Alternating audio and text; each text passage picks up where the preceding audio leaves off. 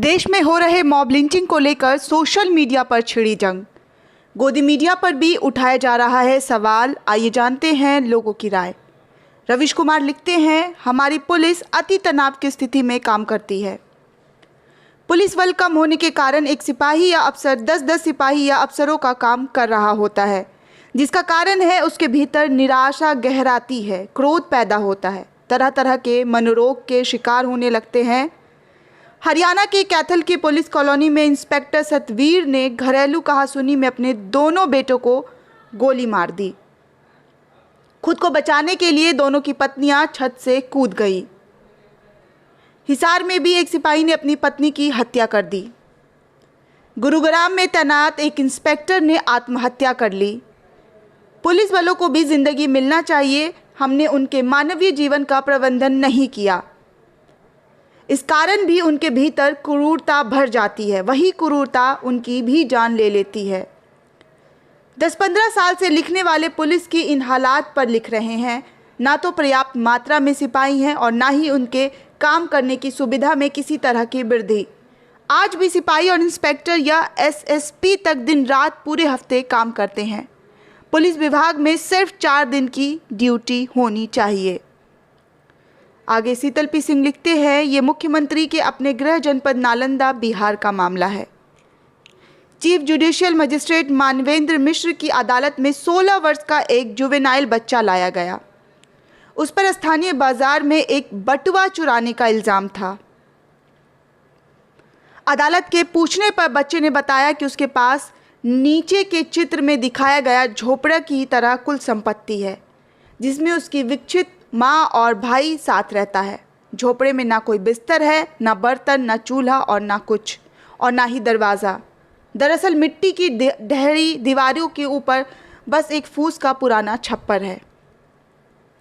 जीवन यापन के क्रम में वो अपनी एक आंख गंवा चुका है और उसकी एक टांग भी टूटी हुई है, जिससे वो लंगड़ाता है। लॉकडाउन से पहले वो इधर उधर कुछ काम करके किसी तरह कुछ खा लिया करता था, पर लॉकडाउन ने उससे ये भी सहारा छीन लिया। अब पुलिस और पड़ोस के लोग बीमारी के फैलने के डर से कहीं निकलने नहीं देते और दिखाई पड़ने पर डंडे से दौड़ा लेते हैं। इस दौरान सरकार ने उन तक कभी कुछ नहीं पहुंचाया और भूख के चलते उसने चोरी की।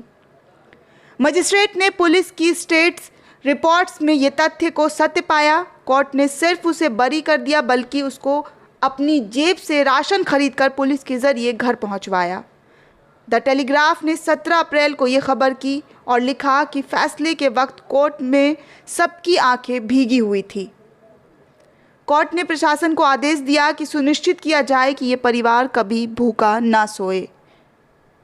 यही इस देश की एक सच्ची खबर है जो विश्व गुरु है। और कहा जाता है कि जिसका एक नेता 30,000 रुपये किलो वाली मशरूम खाता है। आगे मोहम्मद अनस ने लिखा है, पुणे के कोथरोड में पुलिस को गाली देते एवं उन पर थूकते हुए एक आदमी का वीडियो वायरल हुआ। पुलिस ने उसे दम भरकर कूटा। पुलिस पर थूकने वाले का नाम अमित कुमार वर्मा। पुलिस पर थूकने वाले का क्या नाम है? अमित कुमार वर्मा।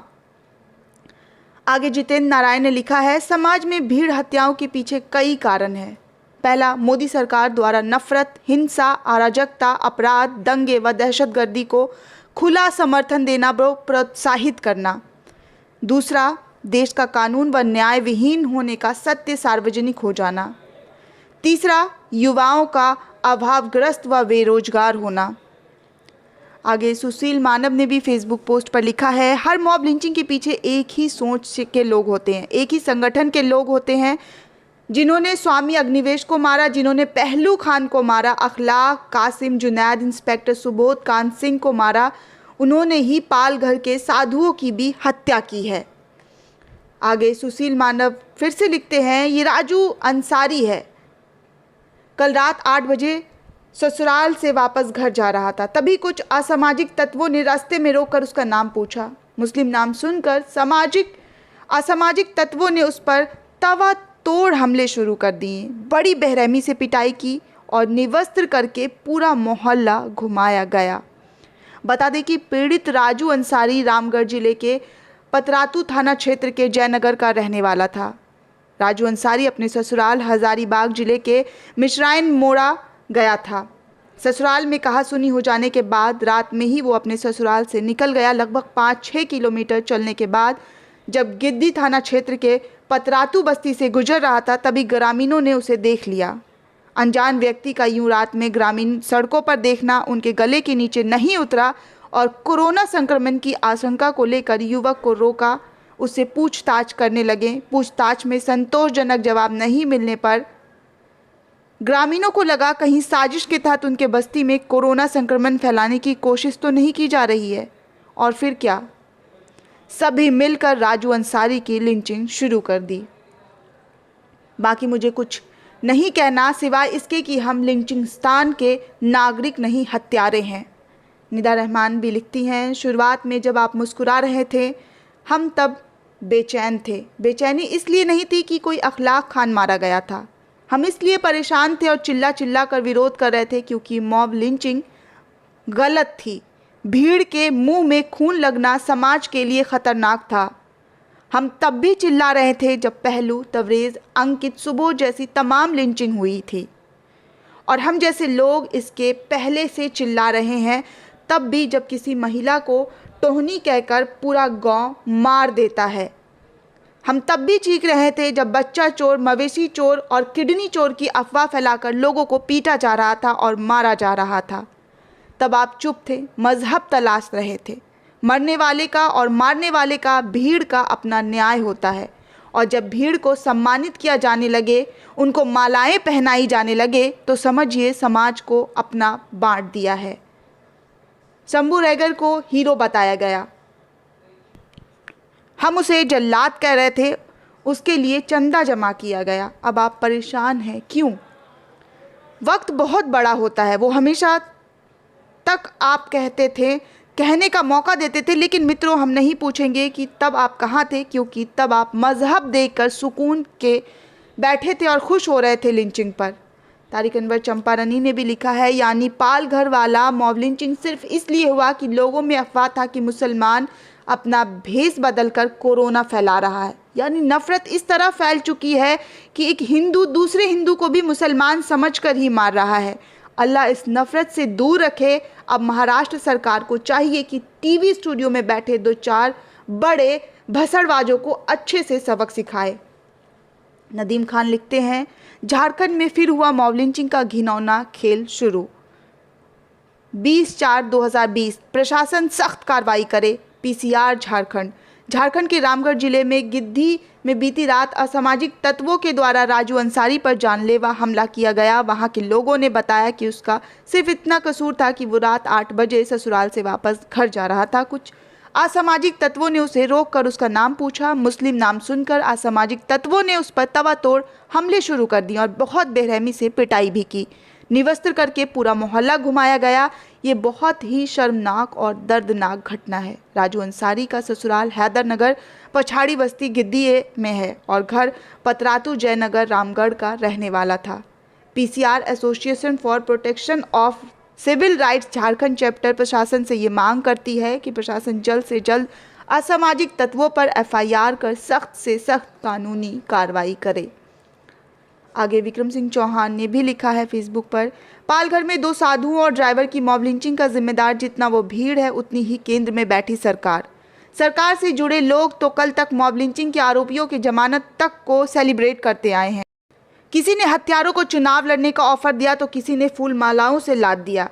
देश चिल्लाता रहा कानून बनाओ, पर साहब के कानों तक आवाज़ नहीं पहुंची। पर कुछ राज्यों ने हिम्मत दिखाया। सबसे पहले ममता दीदी मॉब लिंचिंग पर कानून बना चुकी हैं। पिछले साल अगस्त में राज्य सरकार पश्चिम बंगाल लिंचिंग रोकथाम बिल 2019 लेकर आई। पश्चिम बंगाल के कानून में ऐसे मामलों के आरोपियों के भीतर डर पैदा करने के लिए अधिकतम फांसी की सज़ा तक का प्रावधान है। इस कानून के मुताबिक अगर किसी मॉब लिंचिंग की घटना में पीड़ित की मौत हो जाती है तो आरोपी को उम्र कैद से लेकर फांसी तक की सज़ा दी जा सकती है। इसके बाद राजस्थान ने मॉब लिंचिंग पर कानून पास किया। राजस्थान में इस कानून के मुताबिक आरोपी को ऐसे मामलों में उम्र कैद तक की सज़ा का प्रावधान है। अगर मॉब लिंचिंग की घटना में पीड़ित की मौत हो जाती है तो आरोपी के दोषी साबित होने पर उम्र कैद की सज़ा मिल सकती है। साथ ही 1 लाख से लेकर 5 लाख रुपए तक का जुर्माना देना पड़ेगा। मणिपुर भी मॉब लिंचिंग पर सख्त कानून बनाया है। अब इन तीनों राज्यों ने पिछले वर्ष ही इसे केंद्र सरकार को भेजा था, लेकिन इस प्रस्ताव को केंद्र सरकार ने अनसुना कर दिया। इनके कानून को ना तो गृह मंत्रालय ने मंजूरी दिया और ना ही केंद्रीय कानून बनाना इच्छा शक्ति दिखाई। आपको ताज्जुब होगा कि ये जानकर कि सुप्रीम कोर्ट की फटकार के बाद भी केंद्रीय गृह सचिव राजीव गाबा की अध्यक्षता में सचिवों की एक समिति ने राजनाथ सिंह की अध्यक्षता वाले मंत्री समूह को एक रिपोर्ट सौंपी। रिपोर्ट मॉब लिंचिंग पर कड़े कानून को लेकर था। मंत्री समूह को इससे पहले फाइल को अंतिम निर्णय के लिए प्रधानमंत्री को भेजना था। जैसे कि सभी जानते हैं, पीएमओ जाने वाली फाइल कोई राजनाथ सिंह तो रोक कर नहीं रख सकता। अंतिम निर्णय प्रधानमंत्री जी ने क्या लिया है ये तो आप सब जान ही गए हैं। पड़ी होगी फाइल धूल खाते हुए कहीं पीएमओ में। मुझे तो कभी कभी लगता है कि देश का प्रधानमंत्री और गृह मंत्री उन्मादी भीड़ के हिंसा से आह्लादित होता है। नहीं तो क्या वजह है कि अब तक राज्य के प्रस्ताव को ना मंजूरी दी गई हो और ना खुद कानून बना रहे हैं। ममता दीदी ने तो मोदी को कहा था कि आपकी नाकामी की वजह से हमें ये कानून बनाना पड़ रहा है। ममता दीदी शेरनी यूं ही नहीं है। आगे ज्योति यादव ने भी लिखा है, मुंबई से करीब 125 किलोमीटर दूर पालघर जिले के एक गांव में 2 साधुओं और एक ड्राइवर को गांव वालों ने पीट कर मार डाला। पुलिस मुखदर्शक बनी रही, जैसा कि वो देश की अन्य मॉब लिंचिंग्स पर अब तक बनी रही है। वीडियो भी हर बात की तरह उतना ही दिल दहला देने वाला है। महाराष्ट्र पुलिस ने 110 लोगों को हिरासत में लिया है, जिनमें 9 किशोर हैं। सरकार ने दावा भी किया है कि उच्च स्तरीय जांच की जाएगी और किसी को भी नहीं छोड़ा जाएगा। देखते हैं कितनी जल्दी जांच की जाती है और फैसला सुनाया जाता है। अभी मैं देखती हूँ कि कोई क्राइम की रिपोर्ट पब्लिश की जाए, लोगों की पहली प्रतिक्रिया होती है, इसे हमारे हवाले करो, भीड़ सुधारेगी। अरे भीड़ तो खुद ही क्रूर है, भीड़ किसी को क्या सुधारेगी। इसी के खिलाफ तो हर तीसरे दिन हम लिखते हैं, लेकिन जब तक पीड़ित किसी और जाति या धर्म या समुदाय का होता है तो आपको सब जायज़ लगता है।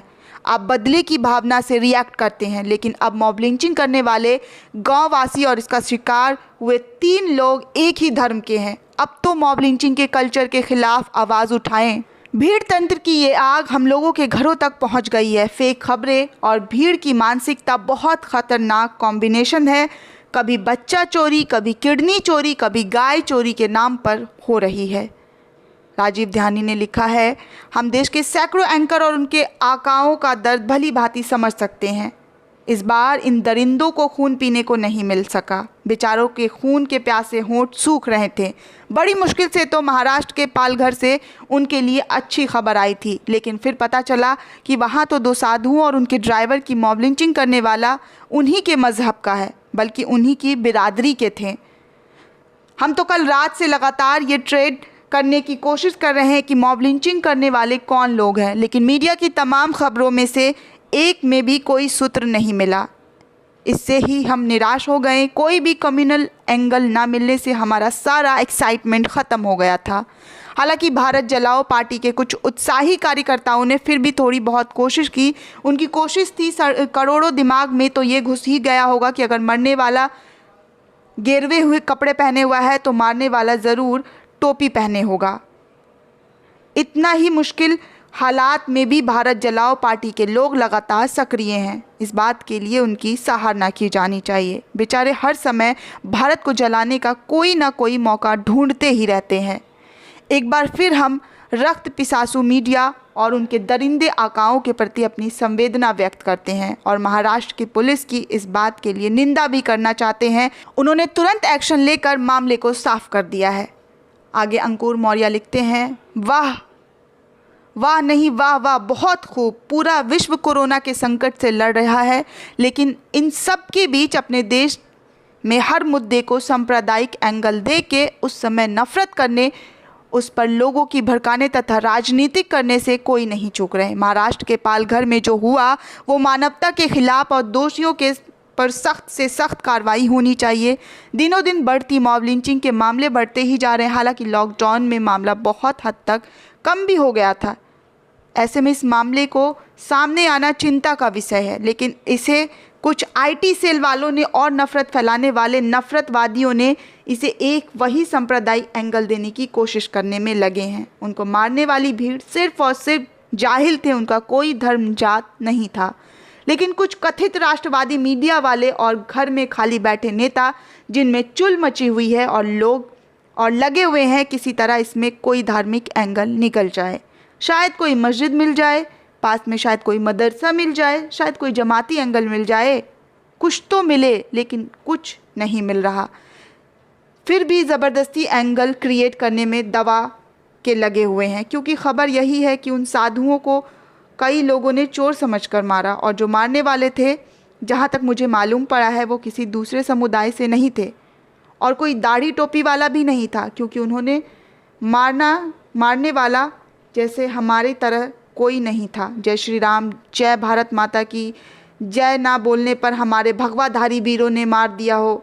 चलो छोड़ो, एक काम करते हैं, ये काम हम आईटी सेल वालों के ऊपर, अपने पत्रकार बंधुओं पर छोड़ देते हैं। आईटी सेल वाले हर जगह फेक टू फेक लिखकर हिंदुओं को जगाएंगे और हमारे पत्रकार बंधु इस पर दिन रात डिबेट करेंगे और बढ़िया बढ़िया कंटेंट देकर लोगों में नफरत फैलाएंगे। चलो सबको फ़ोन लगाते हैं, आज का टास्क ख़त्म। अब आप देखिए, हमें कोरोना कांड से पहले पिछले कितने मामले देखें जहां कई लोग की भीड़ ने किसी को इसलिए मार दिया क्योंकि वो बच्चा चोर होने की अफवाह फैलाता है। शक था। कुछ उदाहरण देता हूँ, बाकी आप गूगल कर सकते हैं। 12 जनवरी 2020 यूपी के हरदोई जिले में एक महिला और उसके बच्चों को बरामद करने पहुंची हरियाणा पुलिस को लोगों ने बच्चा चोर समझकर घेर लिया। नवभारत टाइम्स। दूसरा, 2 सितंबर 2019 बच्चा चोर कहकर मजदूरों की जानलेवा पिटाई में एक की मौत, 5 आरोपी अरेस्ट। नवभारत टाइम्स। 8 अगस्त 2019 साधु पर चंडीगढ़ और बिहार के बच्चों की चोरी का आरोप लगाकर जमकर पीटा। नवोदय टाइम्स। 8 सितंबर 2019 बलियापुर बच्चा चोर समझकर ग्रामीणों ने 9 साधुओं को घेरा, पुलिस ने बचाया। प्रभात खबर। ये तो बस मैंने 4 उदाहरण दिए हैं, बाकी इस तरह के हज़ारों उदाहरण हैं जो आपको गूगल करते ही मिल जाएंगे। इन मुद्दों पर कभी ऐसा नहीं हुआ, लेकिन पाल घर वाले मुद्दों को सांप्रदायिक रंग देने के पीछे का कारण ये है कि मौजूदा ट्रेंड या फैशन हो गया। अब कोई भी खबर हो उसमें हिंदू मुसलमान ज़रूर करना है, कोई ना कोई कनेक्शन ज़रूर निकालना है। ये वो दिमाग पैदा हो गए हैं जो मौजूदा समय को खोखला करते आ रहे हैं। ये आने वाले भविष्य के लिए बहुत ख़तरनाक है। जिन साधुओं की हत्या हुई है उनके अपराधियों को फांसी होनी चाहिए। इस हत्या का जिम्मेदार प्रशासन भी है जो ये सब पुलिस के सामने हो रहा था। वो चाहते तो स्थिति को देखते हुए और फोर्स मंगाकर गन पावर का इस्तेमाल कर सकते थे, बाकी इनकी ट्रेनिंग मिली हुई है ऐसी परिस्थितियों से निपटने के लिए, लेकिन ये बहुत बड़ी चूक थी। इन नाकारे पुलिस वालों पर भी कार्रवाई होनी चाहिए। और आप सभी लोग से अपील है कि आपके आसपास और आपके मोहल्ले में कोई भी ऐसी घटना दिखे जहां लगे कि लोग शक के चलते किसी को मार रहे हैं तो तुरंत रोकें, पुलिस को बताएं, लोगों को समझाएं। ऐसे मामलों को हम सब ने मिलकर रोकना है। ये कोई हिंदू मुसलमान का मुद्दा नहीं है, इसका धार्मिक एंगल देने वालों से दूर रहिए। एक इंसान होने के नाते हम दूसरे इंसान के बारे में सोचना चाहिए। फ़िलहाल सब घर पर रहिए, वो ज़्यादा सुरक्षित है। फरहा साकिब लिखते हैं, दिलीप सी मंडल साहब, ह्यूमन राइट्स वॉल्यूशन घर का मामला नहीं होता है। एक समुदाय पर हद से ज़्यादा जुल्म और स्थानीय सरकार आरोपियों को नैतिक बल प्रदान करे, हत्यारों का माला पहनाया जाए तो दुनिया खामोश रहेगी। भारत क्या दूसरे देशों के हिंदुओं के बारे में नहीं बोलता? हिटलर ने जो किया, मुसोलिनी, यजीदी, तालिबान, सबके कृतज्ञ, फिर तो उनके घर के मामले हुए। हिरोशिमा नागासाकी पर बम गिराना भी उनके घर का मामला माना जाए। कहीं बेटियां कोख में कत्ल हो रही है, कहीं बहू जलाई जा रही है, कहीं घर में बच्ची का शोषण हो रहा है, वो तो और भी नितांत घरेलू और पर्सनल मामला हुआ। माफ़ कीजिए, लेकिन मुसलमानों की लगातार लिंचिंग करने वाले, उनका आर्थिक सामाजिक बाइकआउट करने वाले, का प्रचलन चलाने वाले और वैश्विक महामारी का ठीकरा हम पर फोड़ने वाले हमारे परिवार पर और घर के कतई नहीं हो सकते। ये क्रिमिनल है और इनके आदमखोरों की लाश और लहू की लालसा हमारे घर का घरेलू मामला तो हरगिज़ नहीं हो सकता। रोहित वेमुला भी हमारा भाई है और इखलाक भी। हम खड़े हैं दोनों के साथ। गौरव सिंह लिखते हैं, महाराष्ट्र के पालघर में हुई घटना को अगर आप सही से देखिए तो साफ साफ पुलिस की लापरवाही नजर आती है। गृह मंत्री का ये ट्वीट कर देना कि हत्यारों में किसी एक का धर्म नहीं है, ये साबित कर रहा है कि उनके लिए घटना अब सामान्य हो गई है। राज्य सरकार आरोपियों की गिरफ्तारी करके लीपापोती करने का काम कर रही है। जिस तरीके से पुलिस की लापरवाही छिपाकर राज्य सरकार लीपापोती कर रही है, इसे एक राज्य प्रायोजित हिंसा कहा जा सकता है। मेरा खुद का मानना है कि भीड़ तंत्र कभी भी इंसाफ नहीं करता। भीड़ का न्याय किसी के लिए ठीक नहीं हो सकता। अखलाक खान, पहलू खान, इंस्पेक्टर सुबोध राठौर और आज तक न्याय नहीं मिला इस भीड़ तंत्र के द्वारा किए गए अन्याय का। जिस तरह से देश और कानून, मुझे नहीं लगता कि इन दोनों निर्दोष साधुओं और ड्राइवर को भी न्याय मिलेगा। सियासतदानों से यही कहना चाहूँगा कि थोड़ी सी भी गैरत बची है तो इस भीड़ तंत्र से निपटने के लिए कड़े से कड़े कानून बनाइए, इन साधुओं को न्याय दीजिए। आप सभी से यही निवेदन है कि इन तीनों व्यक्तियों को न्याय दिलाने आगे आइए।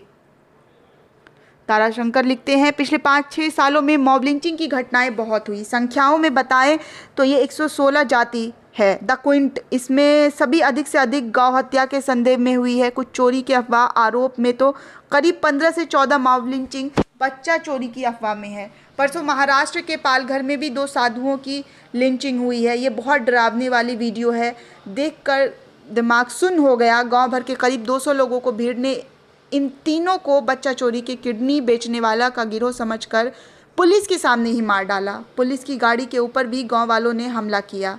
ये काफ़ी व्यावा है। इस पर वक्त रहते ही सरकार को सख्त से सख्त कानून बनाना चाहिए।